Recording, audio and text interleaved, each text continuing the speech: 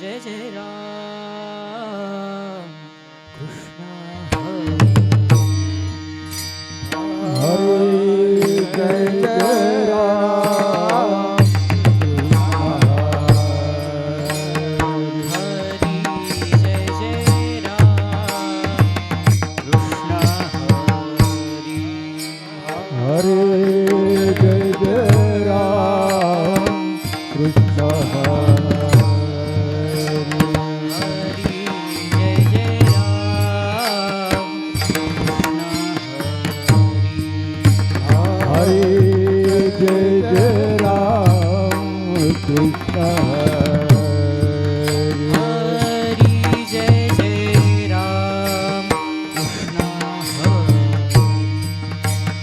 हरे हरि जय जय राम कृष्ण हरि जय जय राम कृष्ण हरे जय जय राम कृष्ण हरि जय जय राम हरे जय जय राम कृष्ण जय जय राम कृष्ण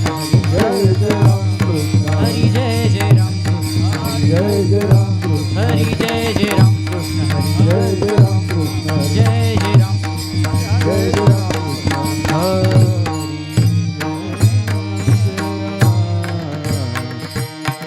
जय जय राम रूप पाहता लोचनी सुख झाले गो साजनी सुख झाले गो साजनी सुख झाले गो साजनी रूप पाहता लोचने सुख झाले हो साजने सुख झाले हो साजने सुख झाले हो साजने तुहा विठ्ठल बरवा तुहा माधव बरवा तुहा माधव बरवा तुहा माधव बरवा हा विठ्ठल बरवा तो हा माधव बरवा तो हा माधव बरवा तो हा माधव बरवा बहुत सुकृताची जोडी म्हणून विठ्ठली आवडी म्हणून विठ्ठली आवडी म्हणून विठ्ठली आवडी बहुत सुकृताची जोडी म्हणून विठ्ठल आवडी म्हणून विठ्ठल आवडी म्हणून विठ्ठल आवडी तुहा विठ्ठल बरवा तुहा माधव बरवा तुहा माधव बरवा तुहा माधव बरवा तो हा विठ्ठल बरवा तो हा माधव बरवा तो हा माधव बरवा तो हा माधव बरवा सर्व सुखाचे आगर बाप रखुमा देवीवर बाप रखुमा देवीवर बाप रखुमा देवीवर सर्व सुखाचे आगर बाप रखुमा देवीवर बाप रखुमा देवीवर बाप रखुमा देवीवर सर्व सुखाचे आगर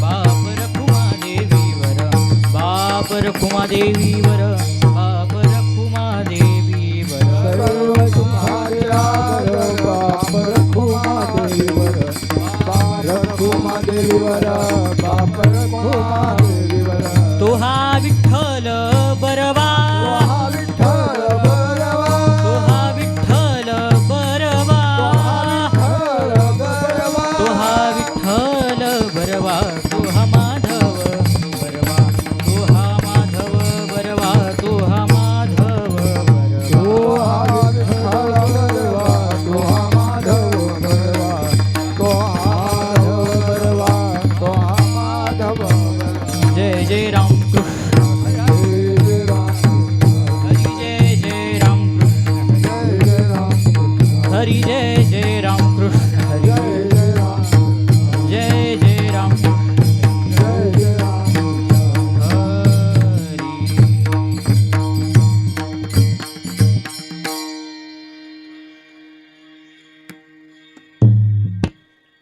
नाम गोड नाम गोड नाम गोड नाम गोड नाम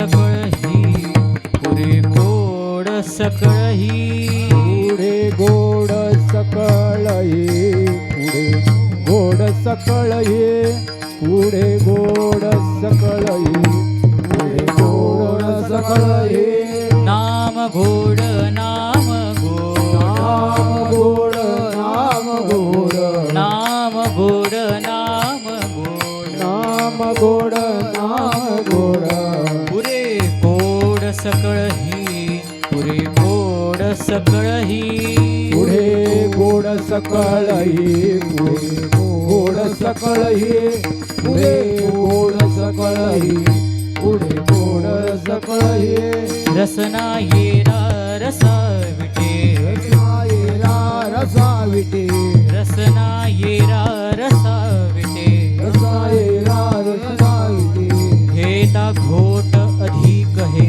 घेता घोट अधिक येता घोट अधिक हे घोट अधिक हे येता घोट अधिक हे येता घोट अधिक हे आणि करसे मरणा गाठी रसे मरणा गाठी आणि करसे मरणा गाठी अतिरसे मरणा गाठी येणे तुटी संसारे येणे तुटी संसारे येणे तुटे संसारे येणे तुटे संसारे येणे तुटे संसारे येणे तुटे संसारे रसना येरा रसा विटे रसायला रसाविटे रसना येरा रसा विटे रसायला रसाविटे घेता घोट अधिक घेता घोट अधिक येता घोट अधिक हे येता घोट अधिक हे येता घोट अधिक हे येता घोट अधिक हे तुका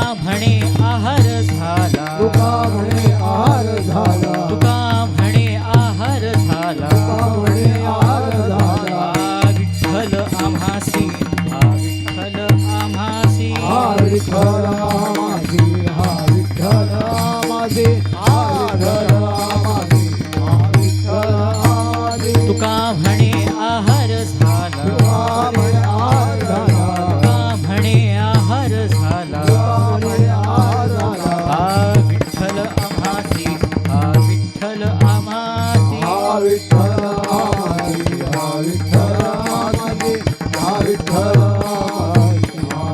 माझे रसना येरा रसा विटे रसायले रसना येरा रसा विटे घेता घोट अधिक घेता घोट अधिक येता घोट अधिक हे येता घोट अधिक हे येता घोट अधिक हे येता घोट अधिक हे विठोबा रखुमाई हो बाळ हो माळी विठोबा रखुमाई रघुमारी विठोबा रखुमाई रघुमारी विठोबा रखुमाई रघुमारी हरी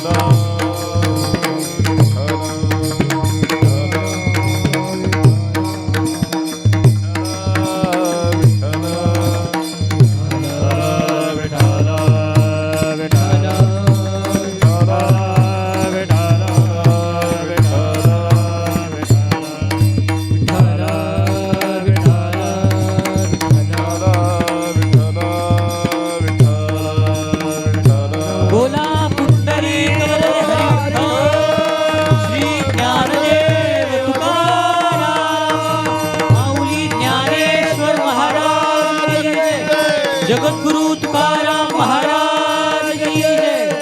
विठाला विठाला विठाला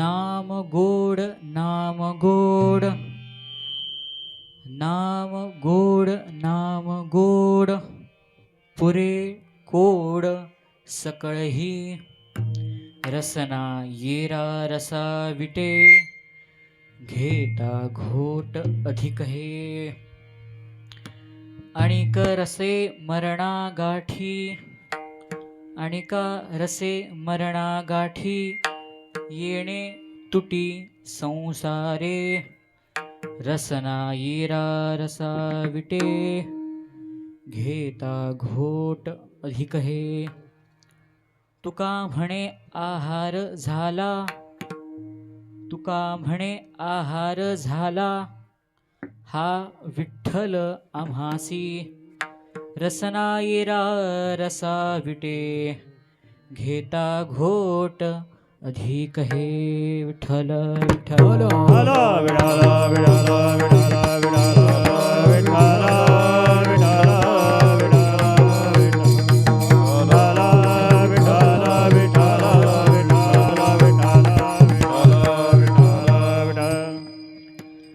महायोग पीठे तटे भीमरथ्यां वरं पुण्डरीकाय दातुं मुनीन्द्रैः समागत्य तिष्ठन्तमानन्दकन्दं परब्रह्मलिङ्गं भजे पाण्डुरङ्गं पाण्डुरङ्गा करू प्रथम नमन पांडुरंगा गुरु प्रथम नमन पाण्डुरङ्गा करू प्रथम नमन पांडुरंगा गुरु प्रथम नमन दुसरे चरण संतांचिया दुसरे चरण संतांचिया दुसरे चरण संतांचिया त्यांच्या कृपादाने कथेचा विकारो त्यांच्या कृपादाने कथेचा त्यांच्या कृपादाने कथेचा विकारो त्यांच्या कृपादाने कथेचा बाबाजी सद्गुरुदास तुका बाबाजी सद्गुरुदास तुका बाबाजी सद्गुरुदास तुका पंढरीच्या राया दंडवत तुझी पाया दंडवत तुझी पाया दंडवत तुझी पाया पंढरीच्या राया दंडवत तुझी पाया दंडवत तुझी पाया दंडवत तुझी पाया पंढरीच्या देवराया दंडवत तुझी पाया दंडवत तुझी पाया दंडवत तुझी पाया पंढरीच्या देवराया दंडवत तुझे पाया दंडवत तुझे पाया दंडवत तुझे पाया श्री ज्ञानेश भगवान विष्णु निवृत्तिर्भगवान हरः सोपानो भगवान ब्रह्मा मुक्ताख्या ब्रह्मचित्कला ओम नमो ज्ञानेश्वरा ओम नमो ज्ञानेश्वरा ओम नमो ज्ञानेश्वरा ओम नमो ज्ञानेश्वरा ओम नमो ज्ञानेश्वरा ओम नमो ज्ञानेश्वरा ओम नमो ज्ञानेश्वरा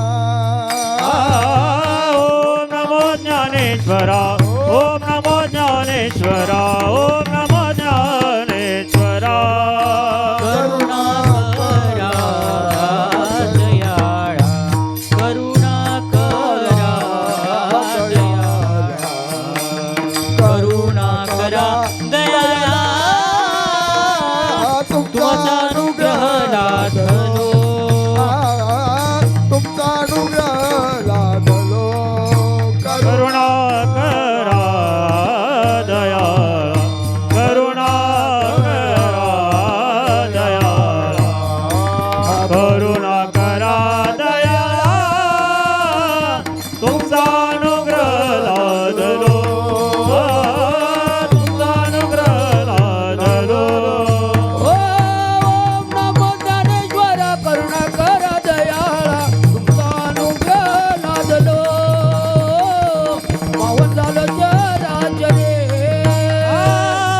नमो ज्ञानेश्वरा करुणा करा दयाळा तुमचा अनुग्रह लादलो पावनालो चरा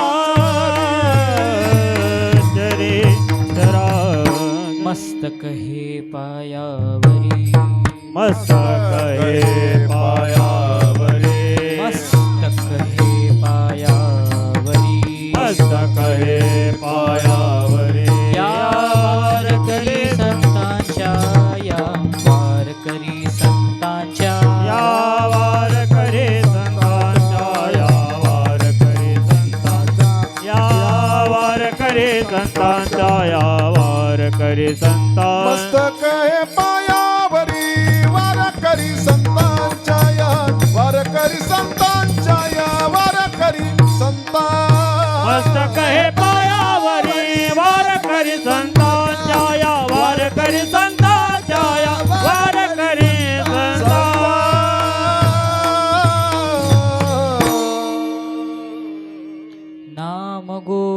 नाम गोड पुरे कोड सकळही. आजच्या या कीर्तन रूपी सेवेकरता निवडलेला अभंग हा देहूचे थोर साधू संत श्रेष्ठ श्री तुकोबरायांचा असून या अभंगामध्ये तुकोबरायांनी नाम महात्म्याची मीमांसा केलेली आहे. विठ्ठल विठ्ठल विठाला विठाला विठाला विठाला विठाला विठाला विठाला विठाला विठाला विठाला विठाला विठाला विठाला.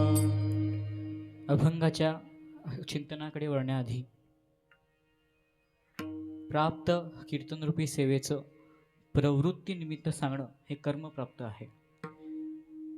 गेले 47 वर्ष आपल्या या मोठेवण गावात हा अखंड हरिनाम सप्ताह उत्सव अतिशय भक्तिभावाने चालू आहे.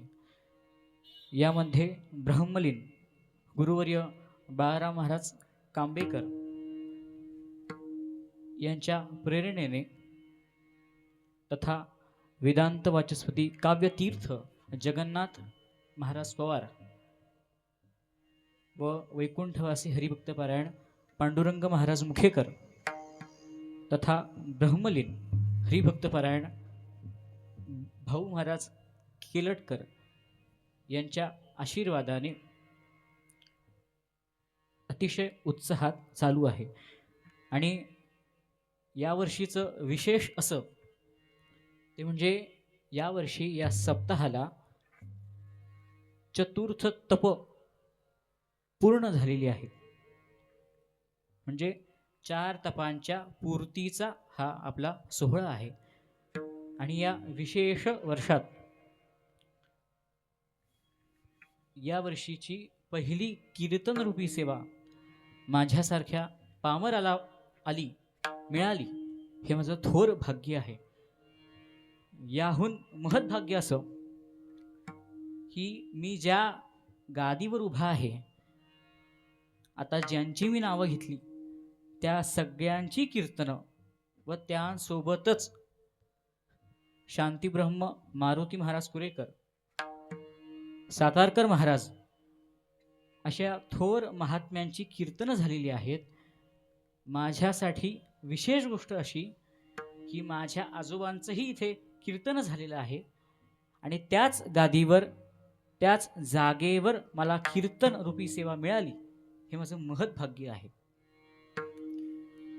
या अभंगाचं चिंतन करण्याआधी असं असतं की सप्ताहाच्या पहिल्या कीर्तनरूपी सेवेकरता निवडलेला अभंग हा नामपर असावा किंवा मंगल करणारा असावा. त्यामध्ये पहिला प्रश्न असा येतो की मंगल का करायचं. तर किंवा मंगल का करतात, कधी करतात, त्याचं कारण असं आहे, प्रतिकूल निवृत्तीपूर्वक अनुकूलाच्या प्राप्ती करता मंगल करतात. प्रतिकूलाची निवृत्ती आणि अनुकूलाची प्राप्ती. प्रतिकूल म्हणजे काय, तर वाईट काळ किंवा दुःख. आणि अनुकूलता कशाला म्हणतात, तर चांगला काळ किंवा सुख. मानवाची एकंदर विचार प्रवाह किंवा विचार दिशा अशी असते की आपल्या जीवनामध्ये जे वाईट आहे ते पहिले जावं आणि मग चांगलं मिळावं. किंबहुना वाईट न जाता जर चांगलं मिळालं तर त्या चांगल्याला तितकं महत्त्व दिलं जात नाही. आपण जर मोक्षाची व्याख्या केली तर असं समजतं, सकल दुःखाची निवृत्ती आणि परमानंदाची प्राप्ती. परमानंदाच्या प्राप्ती करता सर्वप्रथम सकल दुःखाची निवृत्ती सांगितलेली आहे. सकल दुःख म्हणजे काय, आपल्या जीवनामध्ये जितकी दुःख आहेत ती सगळी सकल.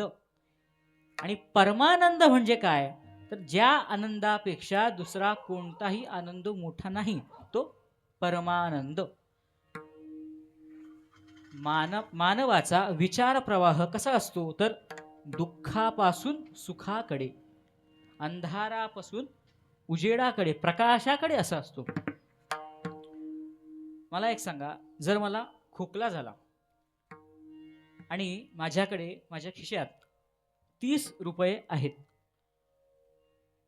आणि बाजारामध्ये एकीकडे केमिस्ट म्हणजे जिथे औषधे मिळतात ते दुकान आहे आणि समोरच एक हॉटेल आहे जिथे वडापाव मिळतो.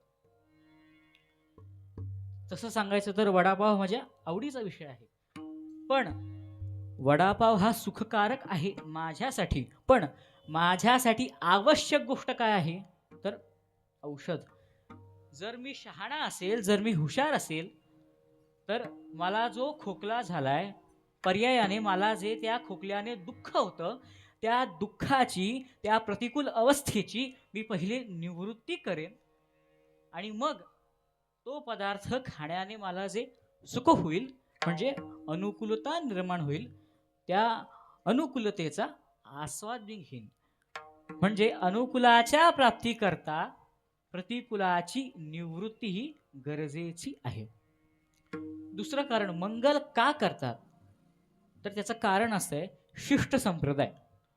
अध्यात्मामध्ये बहुतांश गोष्टी पूर्वोपार्जात चालत आलेल्या आहेत तशाच्या तशाच कराव्या. फार जण असा प्रश्न विचारतात की ज्ञानेश्वरी का वाचावी,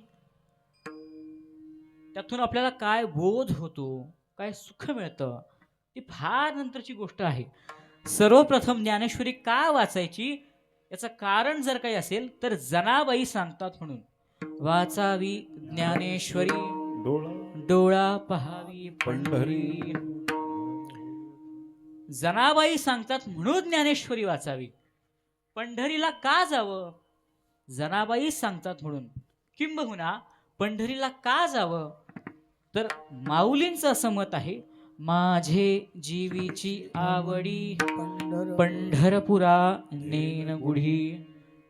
पंढरीला आपल्या खांद्यावर गुढी पताका घेऊन वारी करणं, वारीला जाणं हा माऊलींचा आवडता विषय आहे, किंबहुना माऊलींची ती आवड आहे. खरं तर गोष्ट अशी असते की परमार्थात किंवा असं म्हटलं गेलेलं आहे, देव मिळावा इतकं या सोपं जगात काहीच नाही. पण मग देव का मिळत नाही, आपण आपली बुद्धी लावतो म्हणून. शिष्ट संप्रदाय का पाळायचा, पूर्वोपार आपल्याला जे ज्ञान आलेलं आहे किंवा जे ज्ञान होतं तसंच्या तसं आपल्याकडे यावं म्हणून शिष्ट संप्रदायाचं पालन केलं जातं. पुन्हा मंगल का करावं? समाजामध्ये मानवाचे 3 वर्ग पडतात. एक अधम, मध्यम आणि उत्तम. कार्याच्या बाबतीत असं आहे, काही माणसं आपण हाती घेतलेल्या कार्यामध्ये बाधा येईल म्हणून ते कार्य सुरूच करत नाही. ती माणसं कशामध्ये मोडतात? अधमामध्ये मोडतात. पंढरपूरच्या वारीमध्ये गेल्यानंतर आपलं पाकिट चोरी होईल किंवा आपले पाय दुखतील म्हणून वारीला न जाणारी माणसं त्या अधम या वर्गामध्ये मोडतात. दुसरा वर्ग त्यातल्या त्यात बरा असतो. तो काय करतो? जे काम तो माणूस सुरू करतो, जोपर्यंत त्या कामामध्ये बाधा येत नाही तोपर्यंत ते करतो. एकदा का बाधा आली की मग ते कार्य तो अर्धवट सोडतो. म्हणजेच काय, एखादा माणूस वारी करता निघाला पण सासवडचा घाट बघून परत घरी आला म्हणजे त्यांनी कार्य सुरू केलं पण बाधा आल्यामुळे तो परत गेला, कार्य अर्धवट टाकलं. आणि याहून श्रेष्ठ म्हणजे उत्तम वर्ग. उत्तम वर्गामध्ये माणसं काय करतात?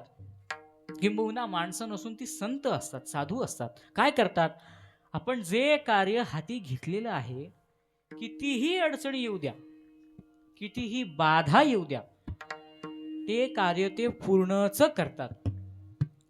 पण अशा वर्गामध्ये मोडणाऱ्या माणसांना, संतांना हे कार्य करीत असताना स्वतःचं सामर्थ्य काही प्रमाणात अपुरं पडतं. मग त्यांना कशाची गरज आहे? तर आपल्या इष्टदैवताची किंबहुना आपल्या सद्गुरूची किंवा त्यांच्या सामर्थ्याची गरज आहे. म्हणून त्यांना नमन करणं म्हणजे मंगल करणं. विठ्ठल विठ्ठल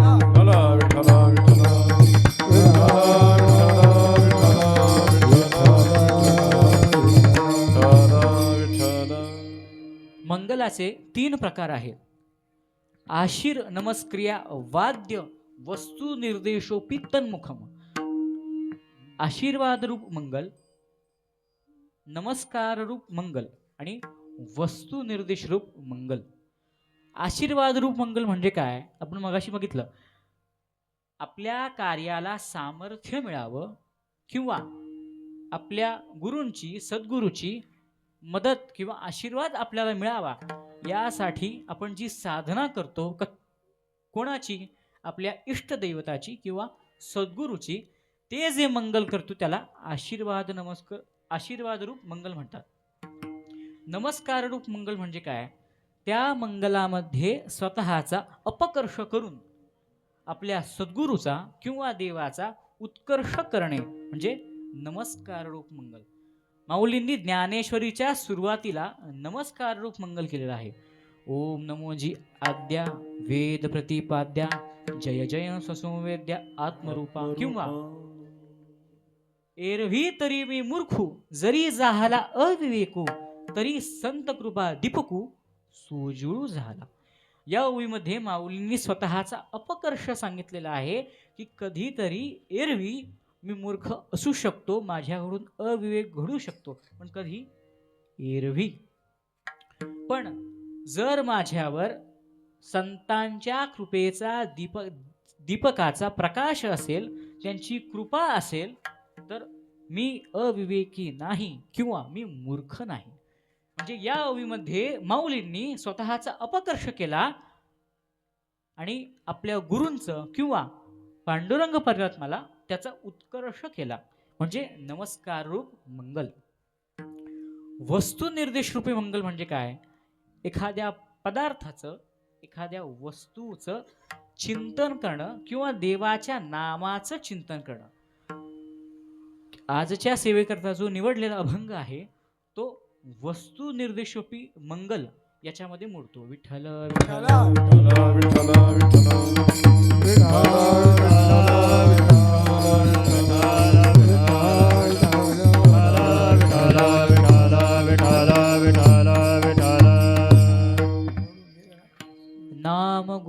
नाम गोड पुरे सकळही.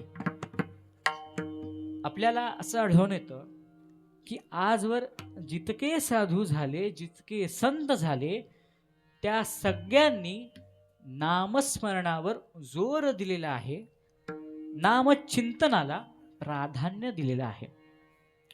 त्याचं कारण काय? तर आता जे हे युग चालू आहे ते कोणतं आहे? कलियुग आहे. कलियुगी उद्धार हरीच्या नामे.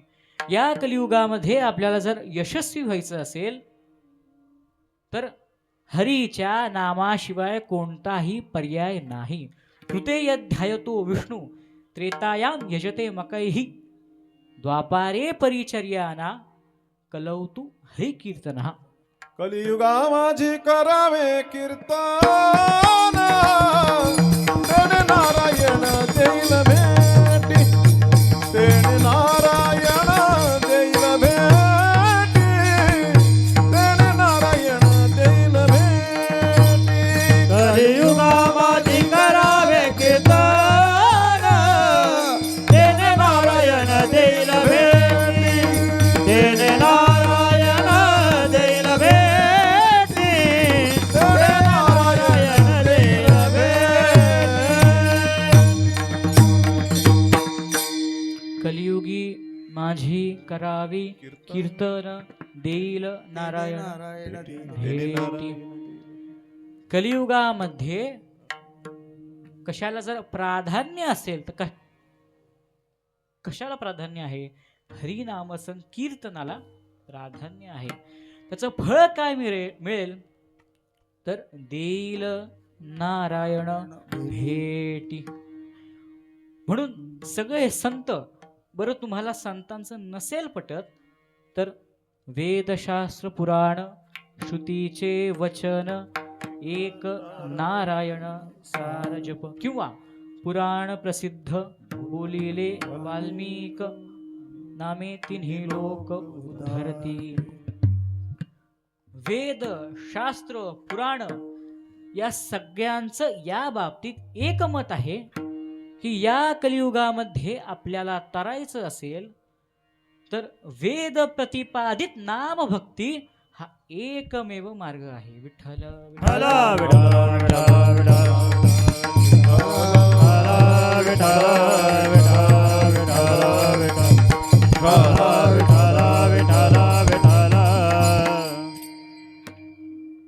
तुकोबराय म्हणतात नाम गोड नाम गोड. याच्याकडे जर आपण बघितलं तर आपल्याला असं लक्षात येईल की नाम गोड आहे या विचाराची तुकोबरायांनी अभंगामध्ये पुनरावृत्ती केलेली आहे किंवा विरुक्ती केलेली आहे. शास्त्रानुसार एखाद्या गोष्टीची विचाराची जर विरुक्ती केली, पुनरावृत्ती केली तर ज्याने केली त्या माणसाला पुनरावृत्तीचा किंवा विरुक्तीचा दोष पत्करावा लागतो.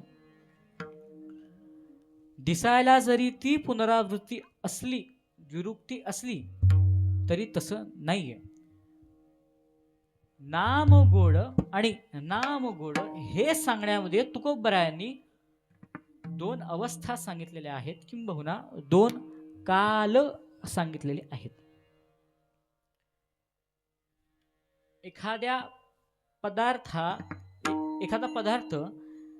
सेवन करण्याच्या प्रारंभी म्हणजेच सुरुवातीला आणि परिणामी म्हणजे शेवटी कसा असतो त्याचं वर्णन भगवान श्रीकृष्णाने गीतेत सांगितलेलं आहे. यत्तदग्रे विषमिव परिणामे मृतोपमम तत्सुखम सात्विकम प्रोक्त मात्म बुद्ध प्रसाद. यत तत अग्रे म्हणजे जे ते, अग्रे म्हणजे प्रारंभी. यत्तदग्रे विषमिव, विषम अधिक इव, विषाच्या सारखंच आहे.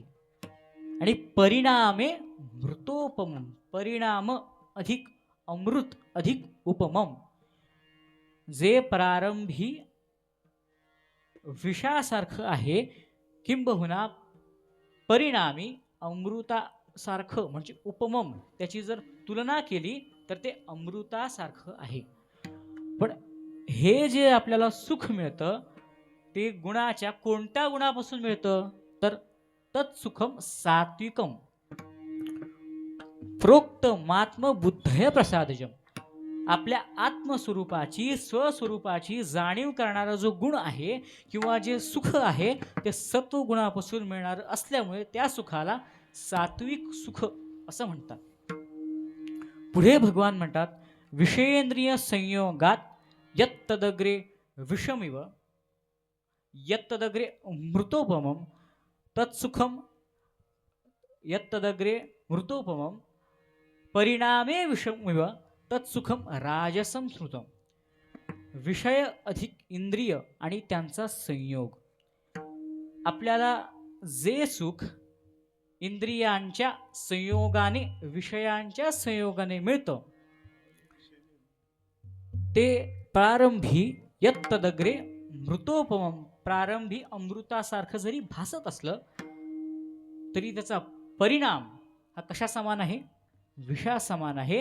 आणि असं सुख जर आपल्याला प्राप्त झालं तर त्यावरून आपल्याला काय कळतं किंवा कशाची आठवण होते तर तत्सुखम राजसम स्मृतम म्हणजे ते सुख रजगुणापासून निर्माण झालेलं आहे. यापुढे भगवान म्हणतात यदग्रे चानुबंधेच मोहन मात्मनः सुखम मोहन मात्मनः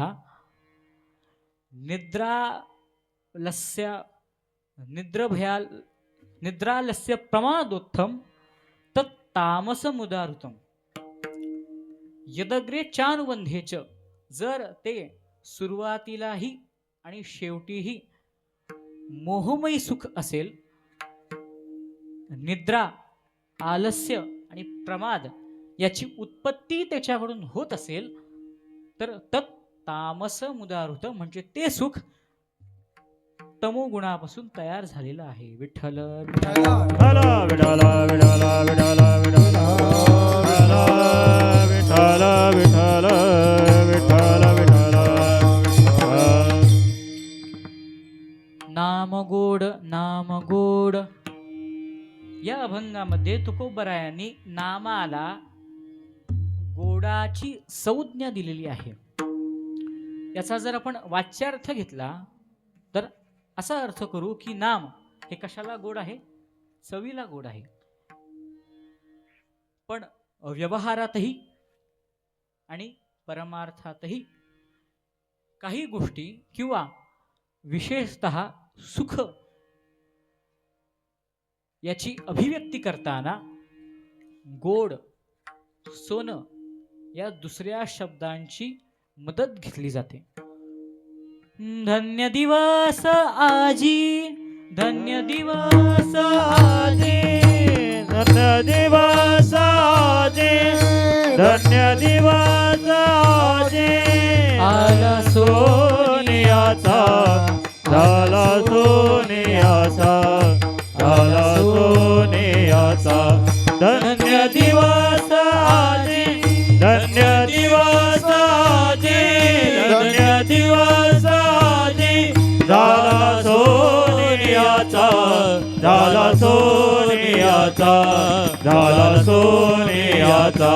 धन्य दिवस आजी पिकलिया वाचारा मना में पिकलिया वाचारा मना में पिकलिया वाचा राम नामे पिकलिया वाचा राम नामे. धन्य दिवस जी धन्य दिवस जी झाला सोनियाचा झाला सोनियाचा झाला सोनियाचा. धन्य दिवस जी पिकलिया वाचारा मना में पिकलिया वाचारा मना में पिकलिया वाचा राम नामे पिकलिया वाचा राम नामे.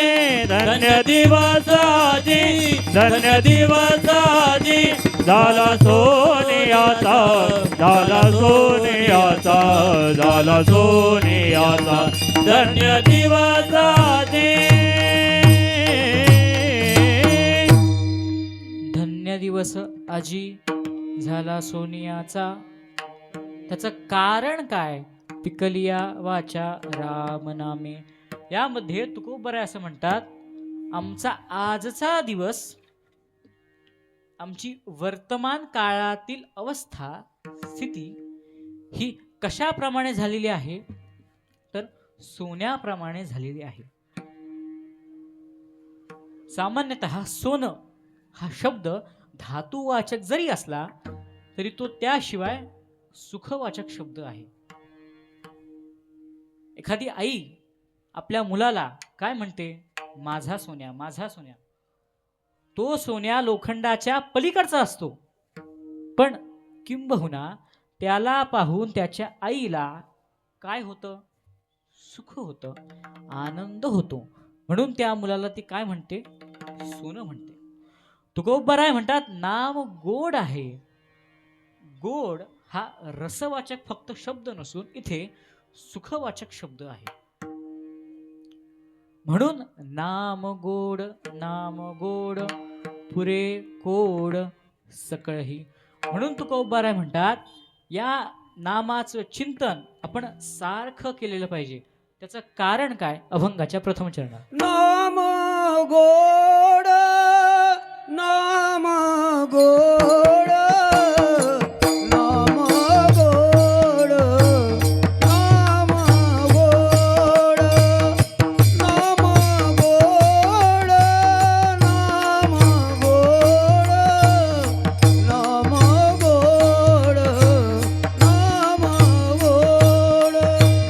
नाम गोड, नाम गोड, नाम गोड,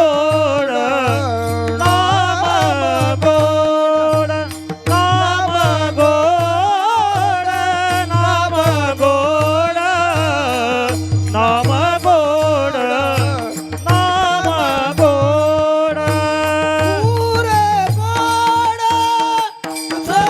सकळही, पुरे गोड सकळही, पुरे गोड सकळही, पुरे गोड सकळही. ओ पुरे गोड सकळही, पुरे गोड सकळही. रसनायेरा रसावीटे, रसनायेरा रसावीटे, रसनायेरा रसावीटे, रसनायेरा रसावीटे. रसनायेरा रसावीटे, रसनायेरा रसावीटे, रसनायेरा रसावीटे, रसनायेरा रसावीटे. नाम गोड, नाम गोड, पुरे कोड सकळही, पुरे कोड सकळही, पुरे कोड सकळही. नाम गोड, नाम गोड, पुरे कोड सकळही, पुरे कोड सकळही, पुरे कोड सकळही.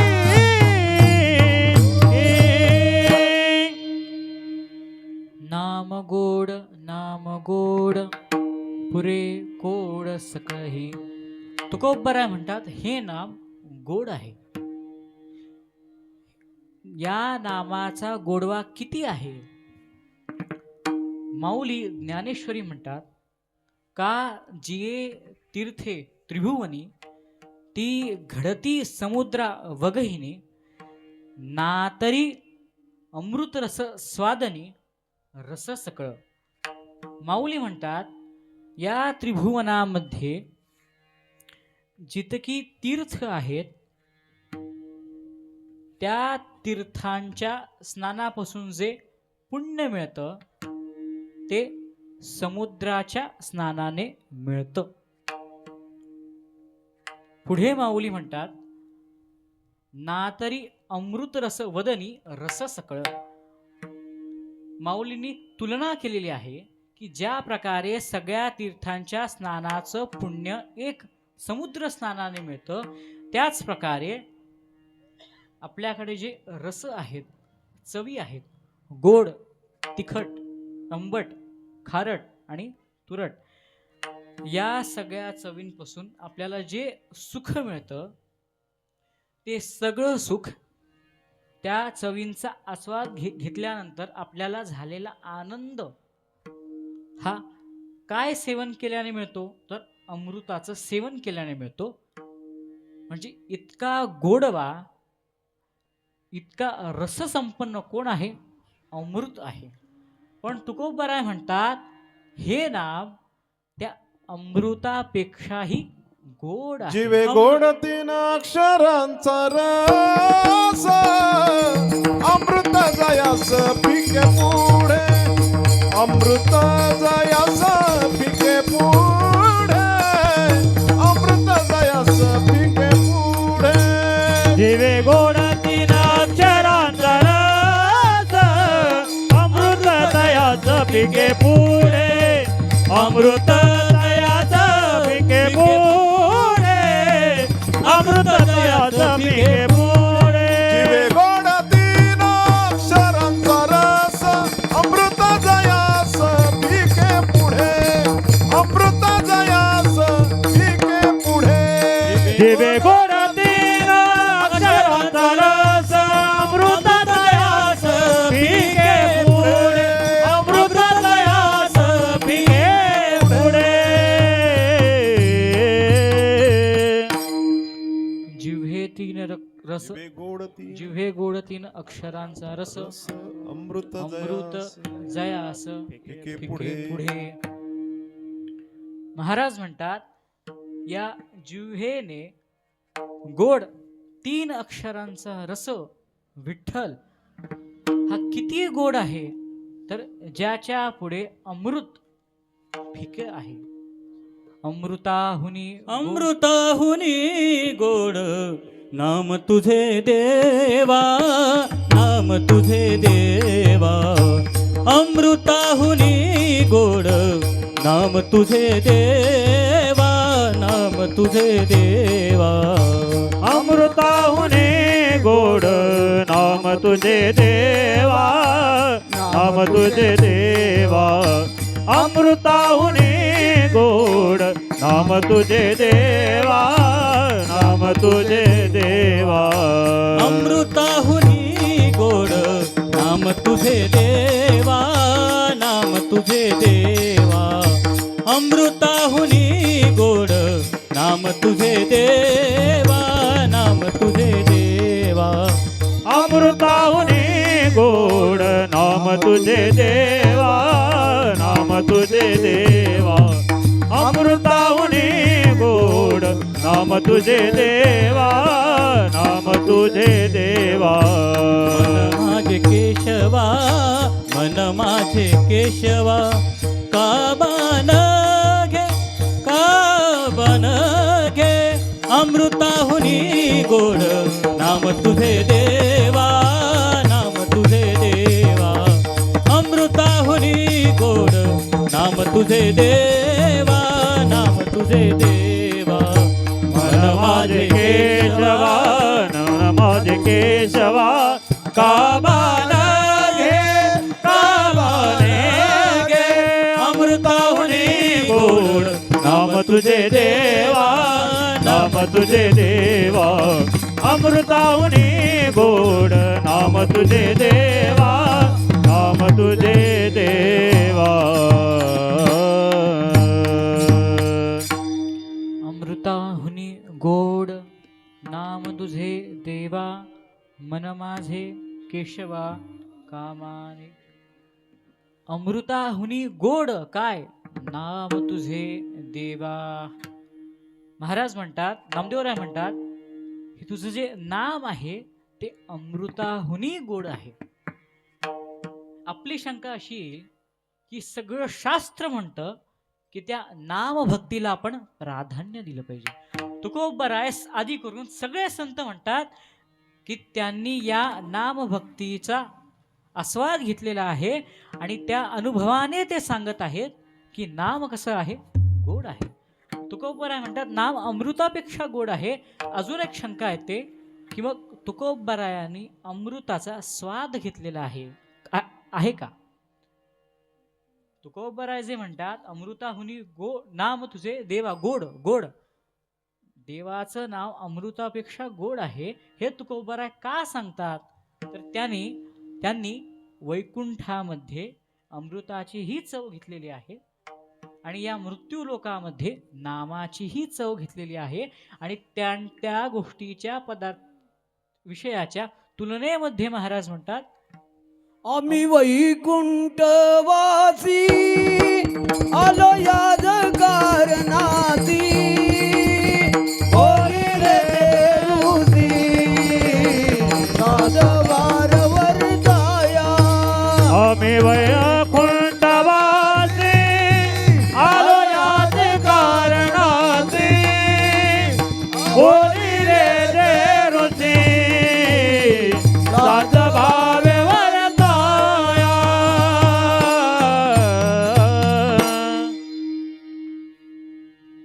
आपण आता बघितलं तुकोबरायांनी अमृताचंही सेवन केलेलं आहे. का सेवन केलेलं आहे? आम्ही वैकुंठवासी आलो याची कारणासी, बोली रे जे ऋषी साच भावी वर्ताया. महाराज म्हणतात आम्ही कुठले वासी आहोत? वैकुंठाचे वासी आहोत. मला सांगा अमृत कुठे मिळतं? अमृत कुठे मिळतं? स्वर्गामध्ये मिळतं. मग मला सांगा स्वर्ग आणि वैकुंठ याची तुलना केली तर वैकुंठ नक्कीच श्रेष्ठ आहे. मग जर स्वर्गामध्ये अमृत मिळत असेल तर मग वैकुंठामध्ये का नाही मिळणार? म्हणून तुकोबराय ठामपणे सांगू शकतात की हे जे नाम आहे ना ते अमृतापेक्षा गोड आहे. मग पुन्हा आपल्या शंकेकडे येतो की जर सगळे म्हणतात अमृत नाम गोड आहे, अमृतापेक्षाही गोड आहे, मग जेव्हा आपण घेतो तेव्हा आपल्याला गोड का लागत नाही? त्याचं कारण असं आहे, तुकोबारायांना नाम गोड लागलं त्याचं कारण आहे त्यांच्या चित्तामधली शुद्धता. आपण जर गोड हा सुखवाचक घेतला किंवा रसवाचक जरी घेतला, एखाद्या पदार्थाची अनुभूती जर आपल्याला घ्यायची असेल तर ज्या इंद्रियाकडून आपल्याला ती अनुभूती येते ते इंद्रिय दुरुस्त असलं हवं, दुरुस्त असायला हवं. एखाद्या मनुष्याला सर्प चावला आणि त्यातून त्याला विष बाधा झाली.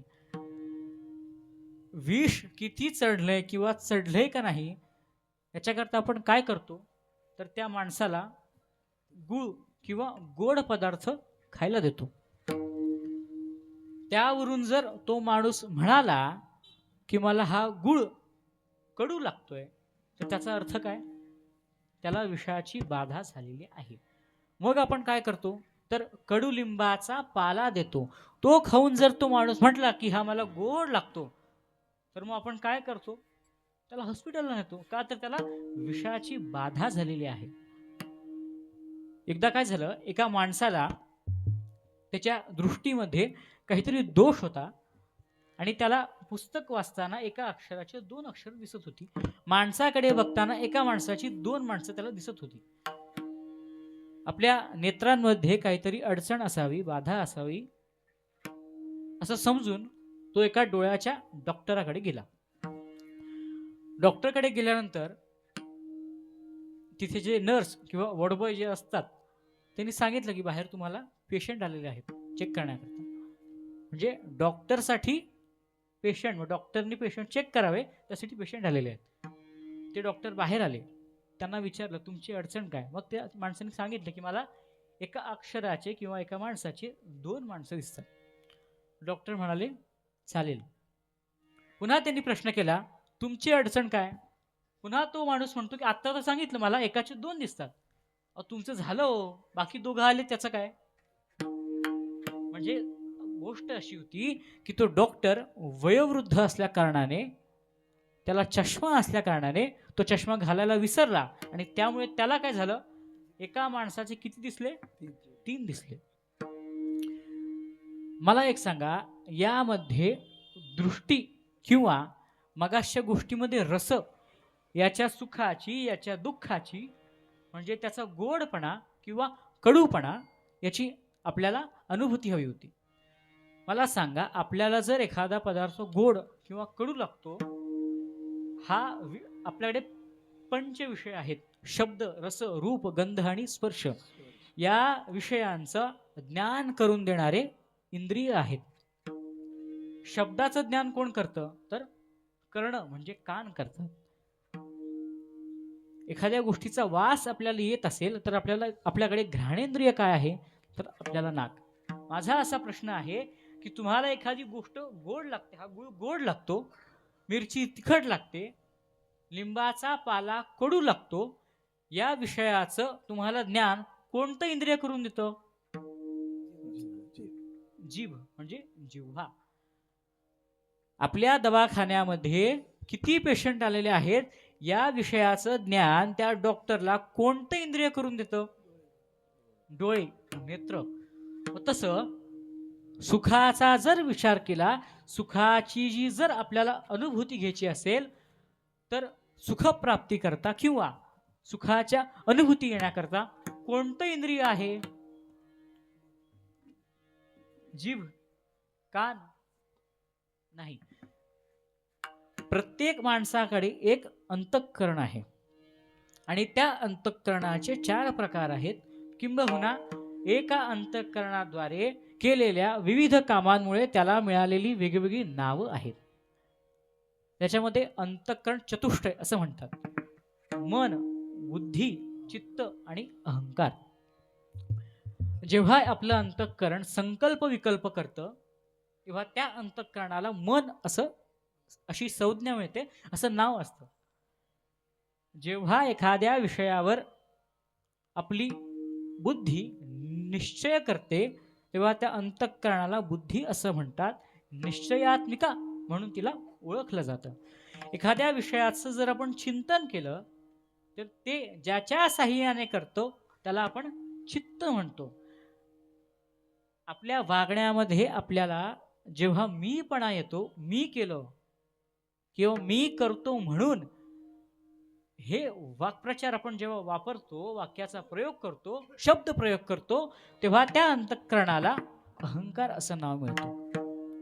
मग या 4 पैकी सुख या विषयाची ज्या इंद्रियाला किंवा ज्या गोष्टीला अनुभूती मिळते, ज्याच्या साहाय्याने आपण त्याची अनुभूती घेतो, त्याला काय म्हणतात? चित्त म्हणतात.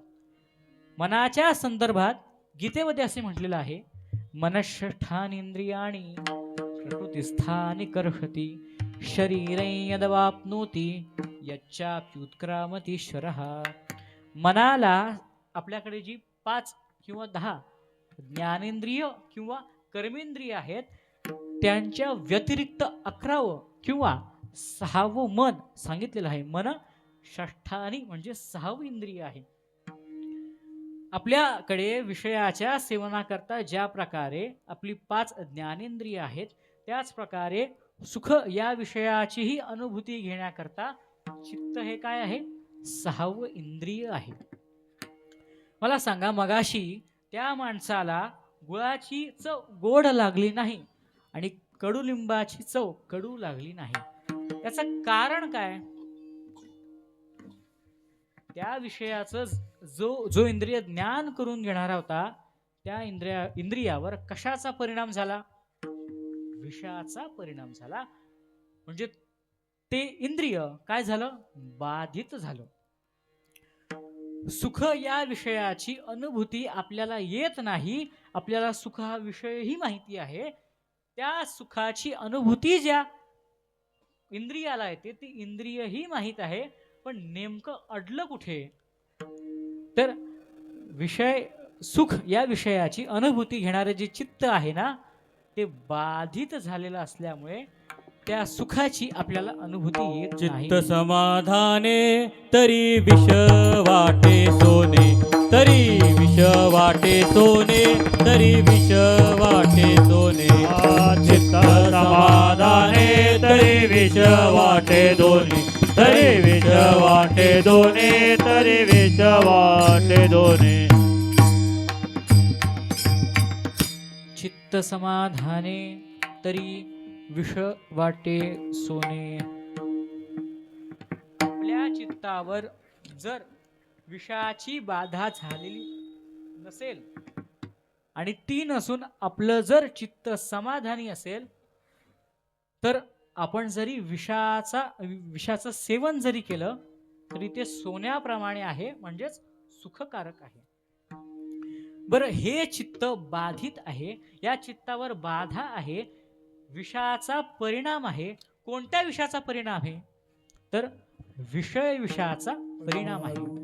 माऊली म्हणतात, विषय विषाचा परिपाडू, गोड परमार्थ लागे कडू, कडू विषय तो गोडू, जीवासी झाला.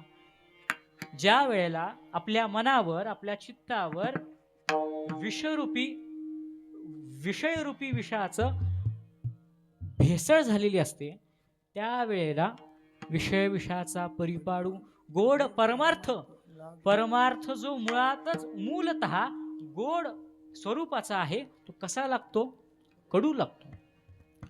आणि जे विषय आहेत ते मुळातच कडू आहेत, ते कसे लागतात?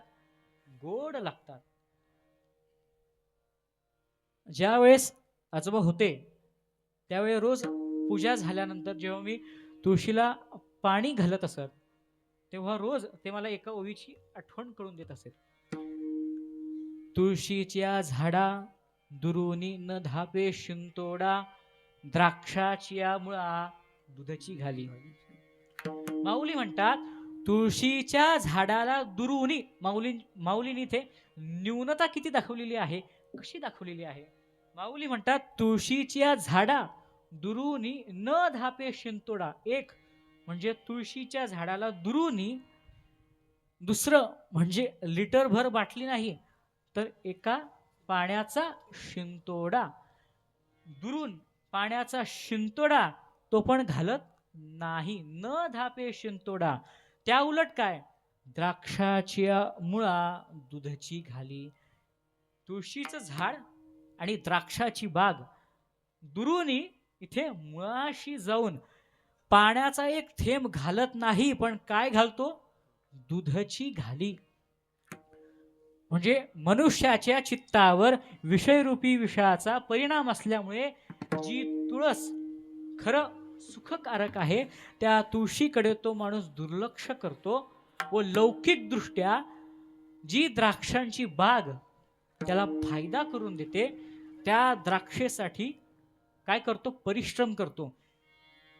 त्या झाडाला दुरून शिंतोडा न मारणे किंवा दूध घालणे, यामध्ये दुसरी एक भूमिका माऊलीने सांगितलेली आहे की लौकिक दृष्ट्या माणसाला जर एखादा फायदा झाला तर तो त्या गोष्टीसाठी काय करतो? परिश्रम करतो. मला सांगा, आपल्या घरामध्ये आताच्या काळात, पूर्वीच्या काळात असेल पण आताच्या काळात मुबलक काय आहे? पाणी आहे का दूध आहे? 1 लिटर पाण्याची किंमत किती? 20 रुपये मला असं बाटली असेल. आणि तेच 1 लिटर दुधाची किंमत किती? 70 रुपये किंवा 60 असेल, काही असेल. मग लौकिक दृष्ट्या जरी विचार केला तरी पाण्याच्या तुलनेने महाग काय आहे? तर दूध आहे. पण लौकिक दृष्ट्या आपल्याला फायदा असल्यामुळे जे मुबलक पाणी आहे ते तुळशीला न घालता, जे दूध महाग आहे ते आपण कशाला घालतो? द्राक्षाला घालतो. याचं कारण काय? तर आपल्याकडे जे चित्त आहे त्याच्यावर विषयरूपी विषयाची बाधा झालेली आहे. हे नाम गोड आहे, हे नाम घेतल्याने परिणाम काय होतो?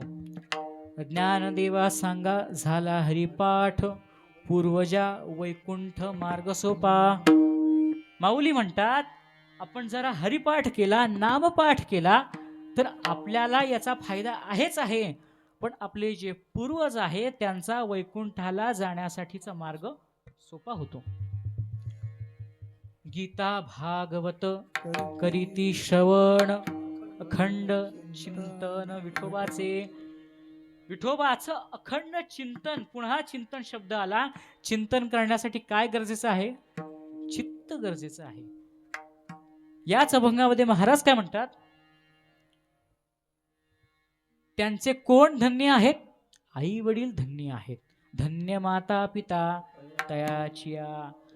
पुढे तुकोबाराय म्हणतात, असे जे नामधारक आहेत ना, तुका म्हणे मज घडो त्यांची सेवा, तरी माझ्या दैवा. अशा माणसांची मला सेवा घडो. यावरून आपल्याला हे कळत आहे की नामधारकांचा अधिकार किती मोठा आहे. अभंगाच्या दृष्ट्या नाम गोड पुरे कोड सकळही. पुरे म्हणजे पूर्तता, पूर्ण होणे. सकळही म्हणजे काय तर सगळ्या. आणि कोड म्हणजे काय तर आपल्या इच्छा. नाम घेतल्याने आपल्या मनात ज्या काही इच्छा असतील त्या सगळ्या पूर्ण होतील. आणि हे पूर्ण कोण करतं तर स्वतः भगवान करतात. भगवान म्हणतात योगक्षेमं वहाम्यहम् अनन्याश्चिन्तयन्तो मां ये जनाः पर्युपासते तेषां नित्याभियुक्तानां योगक्षेमं वहाम्यहम्. अनन्य भावाने जो भक्त मला शरण जातो, योगक्षेम त्याच्या ज्या काही इच्छा असतील त्याची पूर्तता कोण करेन? मी करेन. आणि त्या अशा भगवत भक्ताची मी काय करतो? रक्षा करतो. पण हे सगळं कशामुळे होतं तर त्या देवाची आपण काय करतो? नामभक्ती करतो. नाम गोड पुरे कोड सकळही. नंतर तुकोबाराय म्हणतात, रसना येरा रसा विटे घेता घोट अधिक हे. गोड ही जी चव आहे त्या चवीची जाणीव कोण करून देतं? रसना म्हणजे जीभ. तुकोबाराय म्हणतात रसना येरा रसा विटे. रसना म्हणजे जिव्हा, जीभ. रस म्हणजे इतर रस. येरा म्हणजे आणिक. या भक्ती रसाच्या शिवाय जे विषय रस आहे ते. रसना येरा रसा विटे. आपण म्हणतो या गोष्टीचा आता मला काय आलेला आहे? वीट आलेला आहे. म्हणजे मी या गोष्टीला कंटाळलेलो आहे. तसं तुकोबाराय म्हणतात आमची जी ही रसना आहे, जिव्हा आहे, ती इतर अनेक रसांना आता विटलेली आहे. विटले हे चित्त प्रपंचापासून. प्रपंचाला आता हे चित्त विटलेलं आहे, विटून गेलेलं आहे. या रसनेची अशी ही अवस्था का झाली तर घेता घोट अधिक हे. आपण सुरुवातीला जे प्रमाण घेतलं, धन्य दिवस आजी झाला सोनियाचा. कारण काय? पिकलिया वाचा राम नामे. त्या रामनामाचा जप इतका केला की त्यांची वाचा पिकली. घेता घोट अधिक आहे. आपली जी शंका आहे की आपल्याला नाम गोड का लागत नाही तर त्याचं उत्तर काय? आपल्याकडे चित्ताची शुद्धता नाही. पण मग आपल्याला जर हे नाम गोड वाटून घ्यायचं असेल, आपल्या चित्ताची शुद्धता करायची असेल तर त्यालाही एकमेव उपाय आहे. तो काय तर देवाचं नामस्मरण करणे. तुकोबाराय म्हणतात रामकृष्ण हरी विठ्ठल केशवा. रामकृष्ण हरी विठ्ठल केशवा. रामकृष्ण हरे विठ्ठल केशवा. रामकृष्ण हरे विठ्ठल केशवा. रामकृष्ण हरी विठ्ठल केशवा. रामकृष्ण हरी विठ्ठल केशवा. रामकृष्ण हरे विठ्ठल केशवा. रामकृष्ण हरे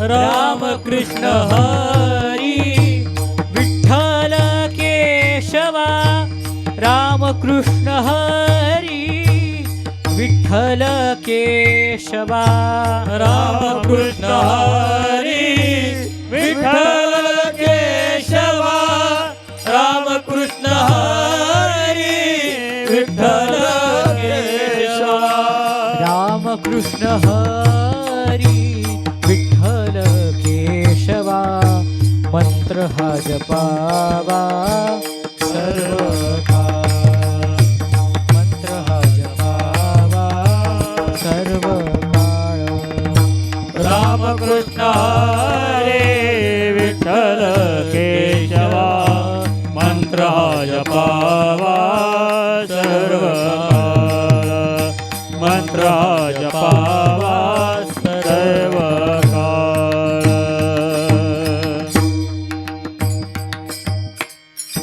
तुकोबारे म्हणतात रामकृष्ण हरी विठ्ठल केशवा मंत्र हा जपावा कधी कधी काळी सर्व काळ. प्राप्त सेवेमध्ये या अभंगाचं माझ्या मतीप्रमाणे जितकं चिंतन मांडलेलं आहे त्या चिंतनाचा विचार करून पुढच्या शरणांचं आपण चिंतन करू, पण त्याआधी भगवंताचं नामस्मरण करू.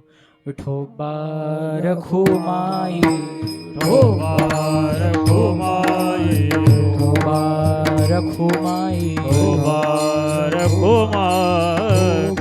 रखुमाई विठोबा रखुमाई विठोबा रखुमाई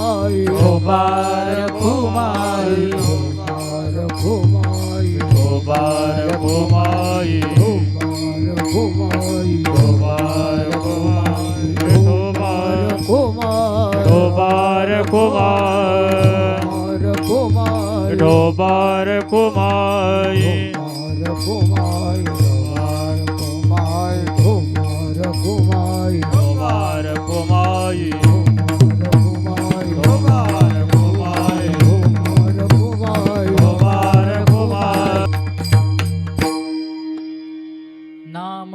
नाम गोड पुरे कोड सकळही रसना येरा रसाटे घेता घोट अधिक हे. रसाच्या चिंतनामध्ये भक्तिरस आणि विषयरस याची तुलना करताना तुकोबाराय म्हणतात, आणि करसे मरणा गाठी येणे तुटी संसारे. भक्तिरसाच्या ऐवजी इतर रसांचं जर आपण सेवन केलं तर त्याचा परिणाम काय होतो, तर आपली आणि मरणाची गाठ होते. मरणाची गाठ होते म्हणजे काय, आपण मरतो. मरायचं तर सगळ्यांनाच आहे, परंतु इतर रसांच्या सेवनामध्ये आपण मरतो. आपण मेल्यानंतर आपली मुक्तता होत नाही. मरणागाठी म्हणजे काय, जन्म मृत्यू चक्राकारातून सुटणे म्हणजे मोक्ष मिळणे. इतर रसांचं जर आपण सेवन केलं तर या जन्मामध्ये मृत होऊन पुन्हा आपण 84 लक्ष योनींच्या फेऱ्यामध्ये अडकू. पण तुलनेमध्ये तुकोबाराय काय म्हणतात, येणे तुटी संसारे. ज्या रसांचं वरच्या 2 चरणामध्ये तुकोबारायांनी चिंतन केलं, त्या रसाचं जर आपण सेवन केलं तर संसारापासून आपण तुटतो, म्हणजे या जन्म मृत्यू चक्राकारातून सुटतो, म्हणजे बाजूला होतो, म्हणजेच मोक्ष मिळतो. पुढे तुकोबाराय म्हणतात, तुका म्हणे आहार झाला हा विठ्ठल आम्हासी. तुकोबारायवरती म्हणतात, नाम गोड आहे पुरे कोड सकळही आहे, आमची रसना विटलेली आहे, घेता घोट अधिक आहे. तुकोबारायांनी किती किती नामस्मरण केलं अभंगाच्या 4th चरणात. तुकावणे आहार झाला तुकावणे आहार झाला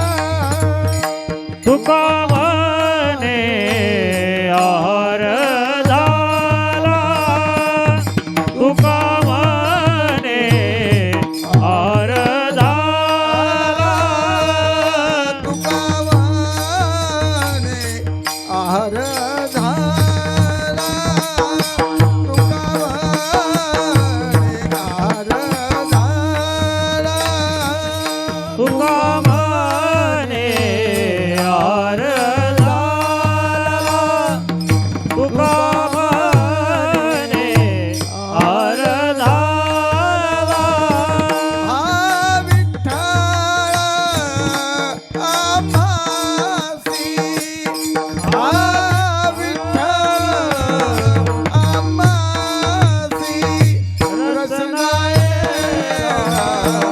रसावी रसनाये रसावी आ विठ्ठल आम्हासी आ विठ्ठल आम्हासी रचनाये रसावी रचनाये रसावी का घोट कही आरा आरा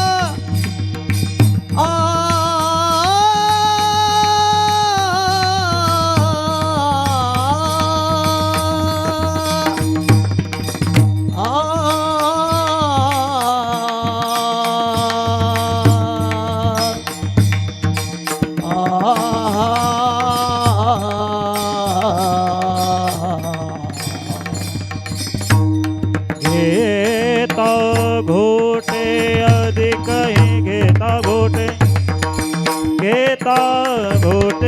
अधिक ही घेता घोटे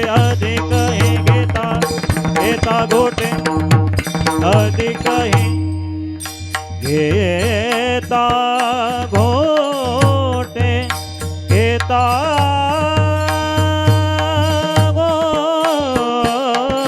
घोटे घेता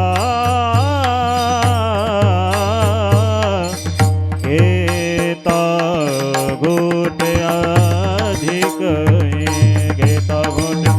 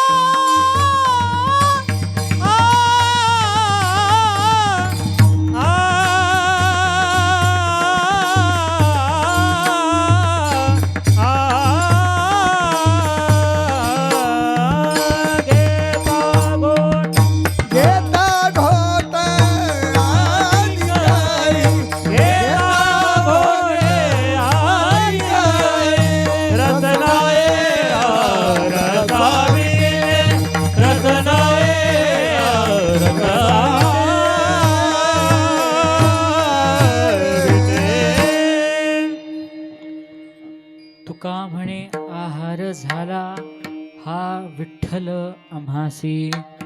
त्या देवाच्या नामाचं चिंतन किती केलं तर तुकोबराय या अवस्थेपर्यंत गेले की तुकोबराय म्हणतात हा विठ्ठल आम्हासी काय झालेला आहे, आहार झालेला आहे. विठ्ठल हे नाव आहार झालं म्हणजे नेमकं काय झालं. एका माणसाच्या उदरनिर्वाहाकरता काही गोष्टी गरजेच्या आहेत. कोणत्या? अन्न आणि पाणी. आपला आहार, आपलं जेवण हे गरजेचं आहे. किती गरजेचं आहे तो आहार, ते जेवण जर आपण घेतलं नाही तर आपण मरू. अजून एक अभंग आहे, जीवना वेगळी मासोळी तैसा तुका तळमळी. तुकोबरायांची त्या विठ्ठला विना अवस्था कशी होते. मासोळी म्हणजे मासा, आणि त्या माशाचं जीवन म्हणजे काय तर पाणी. ज्या प्रकारे त्या माशाला त्या जीवनापासून म्हणजे त्या पाण्यापासून जर आपण बाहेर काढलं आणि त्या माशाची जशी अवस्था होते, ज्या प्रकारे तो मासा तडफडतो, त्या प्रकारे तुकोबाराय म्हणतात आमची अवस्था झालेली आहे. कशामुळे? त्या विठ्ठलामुळे. म्हणजे इतका तो महत्वाचा झालेला आहे. तुका म्हणे आहार झाला हा विठ्ठल आम्हासी. तुकोबरायांच्या रसनेला इतर रसांचा वीट आला. तुकोबरायांचा विठ्ठल हे नाम आहार झाला. हे सगळं कशामुळे तर चित्तशुद्धी करता तुकोबरायांनी काय केला, अट्टहास केला. घेता घोट अधिक हे. तुकोबराय म्हणतात आम्ही अट्टहास केला. याजसाठी केला होता अट्टहास, शेवटचा दिस गोड व्हावा. तुकोबराय म्हणतात आम्ही अट्टहास केला म्हणून वर्तमान काळाची स्थिती काय झाली तर शेवटचा दिस गोड व्हावा, किंवा आता निश्चिंतीने पावलो विसावा, खुंटरिया धावा तृष्णेची, किंवा आता दिवसचारी खेळी मिळी. म्हणजे वर्तमान काळामध्ये जी संतृप्ततेची तुकोबरायांची अवस्था आहे, त्या अवस्थेला पोहोचण्याकरता तुकोबरायांनी काय केला, अट्टहास केला. कसला अट्टहास केला तर त्या नामचिंतनाचा अट्टहास केला. आपण शब्द काय वापरतो, नामस्मरण किंवा नामचिंतन. चिंतन. आपल्याला जर एखाद्या गोष्टीचं चिंतन करायचं असेल तर काय गरजेचं आहे, चित्त गरजेचं आहे. आणि त्या चित्तामध्ये जर शुद्धता नसेल, अशुद्धता असेल, तर त्या चित्ताची शुद्धता ही पुन्हा कशाने होते, नामानेच होते. मग तुम्ही म्हणता नाम घ्या, नाम घ्या. नाम आपण पण घेतो, पण गोड का लागत नाही तर आपण सतत घेत नाही. म्हणून त्या नामामध्ये, त्या नामस्मरणामध्ये किती सातत्य हवं तर ते नाम आपल्याला गोड लागेपर्यंत सातत्य हवं. ज्या वेळेस ते नाम गोड लागेल त्यावेळेस तो अट्टहास थांबवावा. पण होतं असं की त्या पदापर्यंत पोहोचल्यानंतर तो अट्टहास थांबवावा अशी त्या संताची, साधूची इच्छाच होत नाही. तुकोबाराय म्हणतात आम्हाला मोक्ष नको, कारण मोक्ष प्राप्तीनंतर जे सुख आहे, मोक्ष प्राप्तीमध्ये जे सुख आहे ना, त्याच्यापेक्षा सर्वोत्तम सुख आम्हाला कशात आहे, भजनामध्ये आहे. भोजनामध्ये नाही, भजनामध्ये. तुकोबाराय म्हणतात मोक्ष आमच्या घरी दासी म्हणून राहतो, आम्हाला मोक्ष नको. त्या मोक्षापेक्षा आम्हाला काय प्रिय आहे तर देवाचं भजन प्रिय आहे. देवाचं भजन का करावं, किती करावं, याचं जिवंत उदाहरण आपल्या गावात आहे. माझे पणजोबा वैकुंठवासी हरिभक्तपरायण महादेव गणपत केलटकर वयाच्या उत्तरार्धामध्ये त्यांनी माळ घातली. ब्रह्मनील कांबेकर महाराजांकडून. पण त्यांनी त्या नामाचा धावा इतका केला की ज्यावेळी त्यांचा अंतकाल आला त्यावेळी त्यांनी अशा काही कृती केल्या. त्याच्यामध्ये महत्वाची कृती अशी की माझी जी आजी होती वैकुंठवासी हरिभक्तीपरायण निर्मला भिकाजी किलटकर यांच्याकडून ज्ञानेश्वरीच्या अध्यायाचं पारायण त्यांनी करून घेतलं. त्यांनी अशी मागणी केली की मला एक हार हवा. माणसाची कृतज्ञता किती असावी तर ते त्यांच्याकडे बघून कळतं.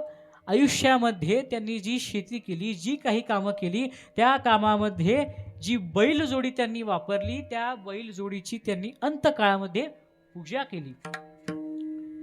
घरातल्या सगळ्या मंडळींना नवीन वस्त्र घेतले आणि त्या हाराबद्दल विचारताना ते म्हणाले, उद्या मला खूप हार पडतील पण ते पाहण्याकरता मी उद्या नसेन. अशा प्रकारची भाषा त्यांनी केली किंवा अशा प्रकारचे विचार मांडले.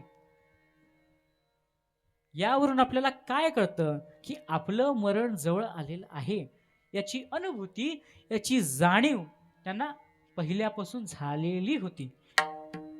आणि अशा सगळ्या गोष्टीमुळे दत्त मंदिराजवळ त्यांची समाधी बांधण्यात आली. त्यानंतरची गोष्ट म्हणजे काय तर माझे आजोबा 26 जानेवारीला आपल्या धाकटेवेण गावात माझंच कीर्तन होतं. काही प्रमाणात तब्येत त्यांची खालवली होती पण तरीही त्यांना कीर्तनामध्ये आम्ही घेऊन आलेलो होतो. आणि मंदिराच्या जवळ जे मुंड्यांचं घर आहे तिथे त्यांना आरामाची सोय केली होती. कीर्तन झाल्यानंतर मी भेटायला गेलो. ते ग्लानीमध्ये होते, त्यांना शुद्ध नव्हती पण मला बघून ते हसले. त्याच्यानंतर आम्ही त्यांना हॉस्पिटलला घेऊन गेलो. 2 दिवस ते बेशुद्धच होते. पण देव काय करतो आपल्या भक्तासाठी, देव काय करेल याची आपल्याला जाणीव त्या काळी होत नाही. डॉक्टरांकडे गेल्यानंतर त्यांचं सांगणं आलं की त्यांच्या मेंदूमध्ये, ब्रेनमध्ये दोन्ही बाजूला गाठी सांगितलेल्या आहेत, म्हणजे क्लॉट सांगितलेले आहेत आणि त्या कारणामुळे 2 दिवस ते बेशुद्ध होते. एकादशीच्या आदल्या दिवशी दशमीला संध्याकाळी काहीतरी प्रकार झाला आणि त्यांच्या मुखातून खालापूर मध्ये कुंभिवली जे गाव आहे त्या गावातील सप्ताह करता त्यांचे शब्द निघाले. पुन्हा एकादशीच्या दिवशी ज्यावेळेस माझे वडील गेले त्यावेळेस त्यांच्या अशा लक्षात आलं की 2 दिवस जो पेशंट बेशुद्ध होता तो एकादशीच्या दिवशी शुद्धीवर आला. वैद्यकीय तपासणीनंतर, सिटी स्कॅन नंतर डॉक्टरांच्या अशा लक्षात आलं की ज्या मेंदूतल्या गाठीमुळे 2 दिवस हा पेशंट बेशुद्ध होता त्या मेंदूच्या गाठी गायब झाल्या. पुन्हा सिटी स्कॅन केले, पुन्हा त्याच्यामध्ये तेच रिझल्ट आला की त्या गाठी निघालेल्या आहेत. त्या दिवशी सकाळी ज्यावेळी मी त्यांच्या भेटी करता गेलो तेव्हा त्यांनी माझ्याकडून श्रीमद भगवद्गीतेच्या 15व्या अध्यायाचं श्रवण केलं. गावातला सप्ताह, वारी, अध्यात्म या सगळ्या गोष्टी अतिशय प्रिय असल्यामुळे त्या गोष्टीची आम्ही पुनरावृत्ती करत असताना ज्यावेळेस माझ्याकडून त्यांना अशी विचारणा झाली की पुढचं कीर्तन कुठल्या अभंगावर करू, त्यावेळी उजळले भाग्य आता अवघी चिंता वारली हा अभंग त्यांनी सुचवला. त्या उलट मागील काही काळामध्ये आम्हाला असं वाटत होतं की त्यांना स्मृतिभ्रंश झालेला आहे, पण एकादशीच्या दिवशी तो अभंग त्यांनी पूर्ण म्हणून अभंग कोणाचा आहे हे सांगण्या इतपत त्यांची स्मृती, त्यांची बुद्धी शाबूत होती. ते झाल्यानंतर संध्याकाळी ज्यावेळी नातेवाईकांची भेटण्याची वेळ असते त्यावेळी जेव्हा माझे वडील गेले तेव्हा आजोबांनी असं सांगितलं की मला पाटील भेटायला आला होता. ही गोष्ट ऐकून जेव्हा वडील बाहेर आले तेव्हा त्यांना असं कळालं की गावातली काही पाटील आडनावाची लोक म्हणजे अविनाश काका असतील किंवा कृष्णा काका असतील हे त्या ठिकाणी आलेले होते. किंबहुना वयामानाप्रमाणे काहीतरी ते बोलत असतील असा आमचा भास झाला, पण आम्ही त्या गोष्टीला महत्व दिलं नाही. पुन्हा मी भेटायला गेलो. पुन्हा त्यांचे असे शब्द होते की तू मला सोडून जाऊ नकोस, पण ICU असल्यामुळे मला थांबता आलं नाही. पुन्हा जेव्हा रात्री शेवटच्या भेटीकरता, असं म्हटलं तर वावगं ठरणार नाही, त्या भेटीकरता जेव्हा माझे वडील गेले तेव्हा आजोबा म्हणाले आता मला घरी जायचंय. सप्ताह कीर्तन या सगळ्या गोष्टी त्यांच्या बुद्धीमध्ये असल्यामुळे ते म्हणाले मला वेणगावला जायचंय, पण आता मला घरी जायचंय. वडील म्हणाले आपण उद्या जाऊ. त्यावर त्यांचं असं विधान आलं की मी उद्या वेणगावला जाणारच आहे. जाणारच एखाद्या शब्दापुढे जेव्हा आपण च वापरतो, जेव्हा तो शब्द सकारात्मक करतो, त्या शब्द प्रयोगामध्ये मागील भूमिका काय असते तर ती गोष्ट होणार याची आपल्याला शाश्वती असते. मी उद्या वेणगावला जाणारच म्हणजे पुढे आपल्यासोबत काय होणार आहे याची शाश्वती त्यांना पूर्णपणे झाली होती. पुन्हा वडिलांकडून दुर्लक्ष झाल्यानंतर माझ्या मातोश्रींकडे त्यांनी तक्रार केली की हा माझा ऐकत नाही, पण हा मालक मला आता जास्त काळ ठेवणार नाही. मला पाटील भेटून आला, हा मालक मला ठेवणार नाही. या शब्दाची जर संगती लावली तर आपल्याला अभंग आठवतो. विठू पाटील त्याचे नाव, जंबूद्वीपा माझी पंढरपूर एक गाव, धर्माचे नगर देखा विठू पाटील त्याचे नाव. म्हणजे या सगळ्या दृष्टांतानंतर आपण जर असा अनुमान लावला की तो पंढरपूरचा पाटील स्वतः दृष्टांत द्यायला त्यांच्या भेटी करता आला तर ते वावगं ठरणार नाही. ही जी सगळी अवस्था आहे ती का झाली, आणि यामध्ये महत्वाची गोष्ट अशी की 26 तारखेच्या कीर्तनापासून ते शेवटच्या श्वासापर्यंत जरी त्यांना ग्लानी होती, जरी ते बेशुद्ध होते, तरी त्यांच्या मुखातून विठ्ठल विठ्ठल रामकृष्ण हरी या जपाचा ध्वनी आम्हाला ऐकू येत होता. मला सांगण्याचं तात्पर्य इतकं की या नामाचं चिंतन आपण जर केलं तर या अवस्थेला प्राप्त होऊ, किंबहुना आपण या अवस्थेला प्राप्त होऊ की नाही यासाठी आपण केवळ किमान त्या अवस्थेपर्यंत जाण्याकरता अट्टहास केला पाहिजे, म्हणजे नामचिंतन केलं पाहिजे. पुन्हा येतो रामकृष्ण हरी विठ्ठल केशवा, मंत्र हा जपावा सर्व काळ, किंवा सदा नाम घोष करू हरी कथा, तेने सदा चित्ता समाधान. सदा करा, काय करा, नामाचा घोष करा, आणि परिणामतः काय होईल तर तेने सदा चित्ता समाधान. आपण पूर्ण कीर्तन म्हणालो की चित्तावर बाधा झालेली आहे. चित्ताची शुद्धता करायची असेल तर ती कशाने होते तर नामस्मरणानेच होते. प्राप्त वेळेमध्ये अभंगाचा जितका भावार्थ मला सांगता आला तो तसाच असेल असा अनुमान लावून जे काही चांगलं असेल, उचित असेल, ते माझ्या गुरुवर्यांचं, माझ्या आई वडिलांचं, माझ्या आजोबांचं आहे, ते तुम्ही स्वीकार करावं.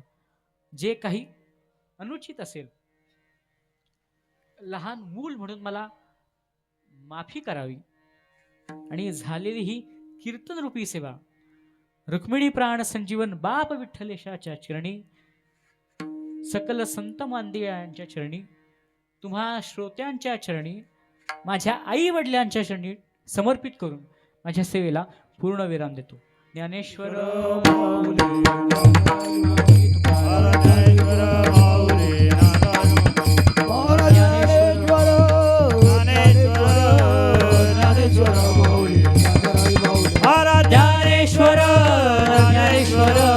ज्ञानेश्वर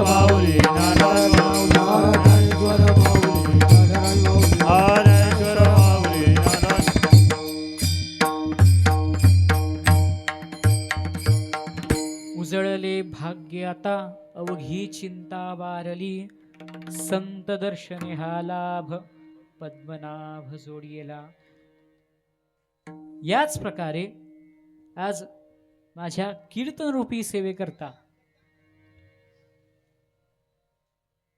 भाऊ म्हणजे माझे आजोबा जरी नसले तरी त्यांच्या सापेक्ष बंधू आजोबा किंवा त्यांना साथ ज्यांनी त्यांच्या काळात केलेली होती ते श्रीखंडे मामा आज माझ्या कीर्तन रूपी सेवेकरताही साथ करत आहे. हे माझं महत् भाग्य आहे. त्यासोबतच संत दर्शने हा लाभ पद्मनाभ जोडियेला. विशेष उल्लेख असा की हरिभक्तपरायण रामदास महाराज पाटील हे देखील अगदी वेळात वेळ काढून माझ्या या सेवेकरता आज उपस्थित आहेत. हे माझं थोर भाग्य आहे. विठ्ठल जय जय जय विठ्ठल जय जय विठ्ठल जय